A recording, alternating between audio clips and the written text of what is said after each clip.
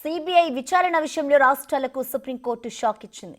రాష్ట్రాల్లో పనిచేస్తున్న కేంద్ర ప్రభుత్వ ఉద్యోగుల అవినీతిపై విచారణ జరపడానికి రాష్ట్ర ప్రభుత్వాల అనుమతి అవసరం లేదని తేల్చేసింది. ఏపీలో పనిచేస్తున్న ఇద్దరు కేంద్ర ప్రభుత్వ ఉద్యోగులపై గతంలో సిబిఐ కేసు నమోదు చేసింది. అయితే సిబిఐ నిర్ణయాన్ని సవాల్ చేస్తూ ఆ ఇద్దరు ఏపీ హైకోర్టును ఆశ్రయించారు. ఏపీలోని ఉద్యోగులపై సిబిఐ కేసు ఫైల్ చేయాలంటే రాష్ట్ర ప్రభుత్వ అనుమతి తప్పనిసరి అని వారు కోర్టులో వాదించారు. వారి వాదనలతో ఏకీభవిస్తూ ఏపీ హైకోర్టు రాష్ట్ర ప్రభుత్వ అనుమతి తీసుకోవాలని సిబిఐకి సూచించింది.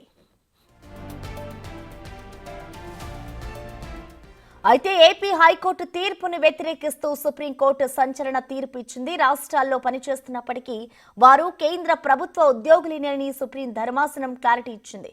కాబట్టి వారిపై కేసు నమోదు చేయడానికి రాష్ట్ర ప్రభుత్వ అనుమతి అవసరం లేదని తేల్చి చెప్పింది. దీంతో తెలంగాణ, ఏపీ, జార్ఖండ్, పంజాబ్, కేరళ, మిజోరం, బెంగాల్, ఛత్తీస్గఢ్, రాజస్థాన్, మేఘాలయ, తమిళనాడు రాష్ట్రాలకు షాక్ తగిలింది. ఈ రాష్ట్రాల్లోకి సిబిఐ ఎంటర్ అవ్వాలంటే రాష్ట్ర ప్రభుత్వం అనుమతి తప్పనిసరి అనే నిబంధన ఉంది.